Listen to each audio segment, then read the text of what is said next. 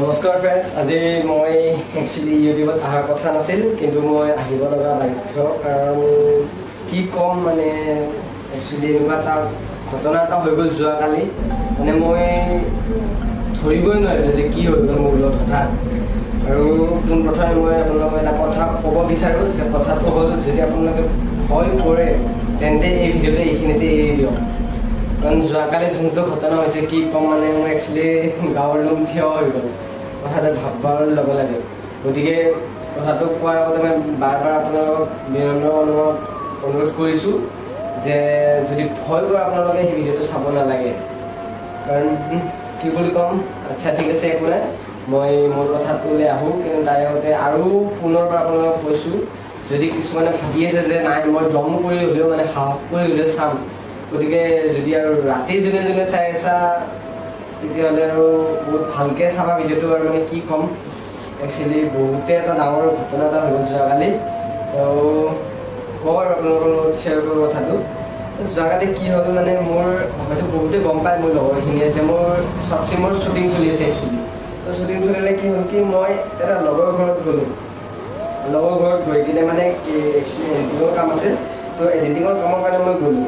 তাৰপিছত এডিটিঙৰ কামত গৈ তাত যথেষ্টখিনি কাম কৰিলোঁ, ভিডিঅ'ৰ কাম, এডিটিং কৰিলোঁ কম্পিউটাৰত। তাৰ উপৰি গোটেইখিনি কাম হোৱাৰ পিছত প্ৰায় মই ঘৰৰ পৰা 7:30 ওলাইছিলোঁ, 7টা 7:30 ওলাইছিলোঁ।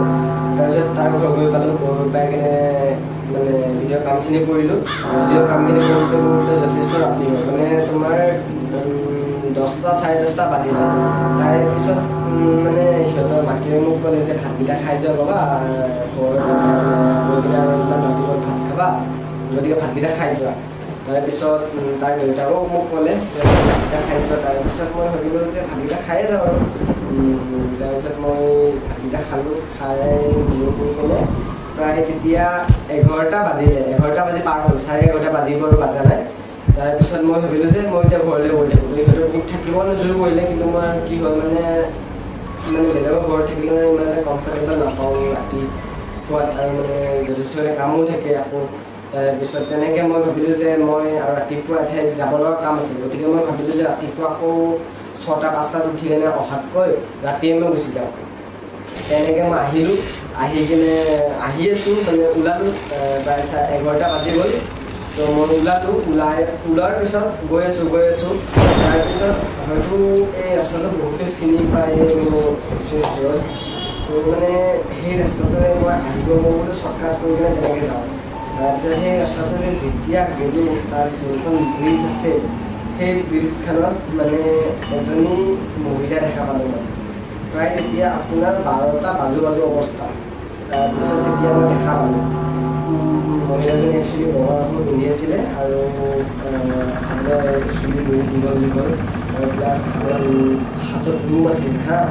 মই মানে ভাবিছিলোঁ যে হয়তো কোনোবা তিৰোতা মানুহ হয়, তেনেকৈ বিপদত পৰিছে, মানে আৰু এইফালে এয়াৰপৰ্টো আছে, গতিকে মই ভাবিছোঁ কোনোবা তেনেকুৱা মানুহ এটা হ'ব, আৰু ফচি গৈছে। তাৰপিছত মই মানে লিফ্ট খুলি আছে মোক, কিন্তু মই এবাৰ ভাবিলোঁ মনত যে নাই ডকাইতো হ'ব পাৰে, ঠিক ধৰি কিনে মোৰ মোবাইল চোবাইল কাঢ়ি নিলে, পাৰ্চ চাৰ্চ কাঢ়ি নিলে। তাৰপিছত মই ৰখা নাই মানে, তো মোৰ পুৰা স্পীডত বাইক চলালোঁ, মিনিমাম 70 মানত আহি গ'লোঁ স্পীড। এতিয়া মই বাইকখন পুৰা চলাই কিনে টেৰিটো ক্ৰছ কৰি কিনে গ'লোঁ, মাইকীজন ইয়াতে আছে আৰু মই ক্ৰছ কৰি কিনে গুচি গ'লোঁ। তাৰপিছত কি হ'ল, অলপমান যোৱাৰ পিছত বাইকখনত যেন এনেকুৱা লাগিছে যেন মানুহ এটা বহি আছে, যেনেকৈ জাম্পিং কৰে বাইকখন, তেনেকৈ জাম্পিং হ'ল। তাৰপিছত জাম্পিং হওঁতে তাৰপিছত মই ভাবিলোঁ কোন উঠিম, মানে সদায় বাইকখন ৰখা নাই, কিন্তু মই চিধা গৈয়ে আছোঁ সেইটো অৱস্থাত। তাৰপিছত মই আইনাখন লাহেকৈ বাইকৰ আইনাখন এনেকৈ কৰি কিনে অলপমান চাইড কৰি কিনে চালোঁ যে পিছফালে দেখিলোঁ তিৰোতা মানুহজনী। কেনেকৈ মই বাইকখন ৰখোৱাই নাই, সেই তিৰোতা মানুহজনী কেনেকৈ উঠিলোঁ। তাৰপিছত মই বোলে নাই সেই কথাই নহয়, কিবা বেয়া বস্তু। তাৰপিছত মনত খেলালি কিবা কিবি উল্টা পুল্টা ভাৱবোৰ আহিব ধৰিলে। মই বোলো নাই ইয়াতে ৰখিব নোৱাৰোঁ, কাৰণ তাত এটাও মানুহ ঘৰ লোৱাৰ একোৱেই নাই, অকল পথাৰ তাৰ বাহিৰত বেলেগ একো নাই। তাৰপিছত মই যেনে তেনে গ'লোঁ, যাই আপোনাৰ SOS বুলি এখন আশ্ৰম আছে, সেইখিনিতে মই ভাবিলোঁ অকণমান মানুহ নাই, একচুৱেলি লাইটৰ ঘৰ চোৰ আছে, মানুহৰ ঘৰ আছে। মই ভাবিলোঁ যে এইখিনিত মই ৰখিলোঁ, আৰু তাৰ এটা দলং এখন আছে, মানে বহুতে হয়তো জানিব আমাৰ ইয়াৰে এইখিনিয়ে দলত মানে দলং মানে একচুৱেলি পুল হয়, তাৰ চাইডত পথাৰত মানে পানী চানী আছে আৰু তাৰপিছত মই ভাবিলোঁ যে মানে ইয়াতে ৰখি দিওঁ মই ৰখি কিনে বাইদেউজনী নামিব যি হয় হ'ব আৰু তাৰপিছত গৈ কিনে তাত ৰখি দিছোঁ ৰখি কিনে মই যে কৈছোঁ বাইদেউ আপুনি নামক তাৰপিছত মানে মুখৰ পৰা একো উত্তৰে নাই তাৰপিছত মই ক'লোঁ যে বাইদেউ আপুনি নামকচোন নাই একো উত্তৰে নাই তাৰপিছত মই ভাবিলোঁ যে চিঞৰিলোঁ তাৰপিছত চিঞৰিলোঁ ভাবিলোঁ যে কোনেনো শুনিবই ৰাতি আৰু ইয়াতে যিহেতু মানুহ চানুহ কোনো নায়েই তাৰপিছত ভাবিলোঁ নাই মই এটা কাম কৰোঁ যে মনত ভাবিছোঁ যে তাইৰ হাতত মনতকৈ লাগিলে মই পানীতে মোৰ পানীত জঁপিয়াই দিলোঁ তাই মোক এনেকৈ গলত টিপি ধৰিছে হয়তো গলটো দিয়ে দাঁত দেখাই পাব আপুনি তাৰপিছত মই কি কৰিলোঁ যে মানে জঁপিয়াই দিওঁ পানীত যি হয় হ'ব তাৰপিছতে পানীত জঁপিয়াই দিলোঁ তাৰপিছত কি হ'ব মিছা কথালৈ কি ক'ম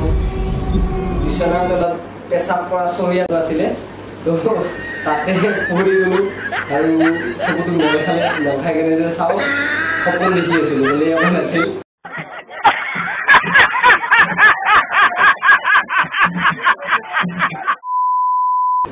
আৰু গোটেই গোন্ধাই আছে কাপোৰটো একো নাই আপোনালোকে বহুত কষ্ট কৰি ভিডিঅ'টো বনালোঁ গতিকে লাইক কমেণ্ট শ্বেয়াৰ কৰি দিব আৰু কেনেকুৱা হ'লে ভিডিঅ'টো ভালকৈ কমেণ্ট ছেকশ্যনত কমেণ্ট দি জনাব বেলেগ নাছিলে দিয়ক সপোন আছিলে গোন্ধাই আছে কি ক'ম দিয়ক বাই বাই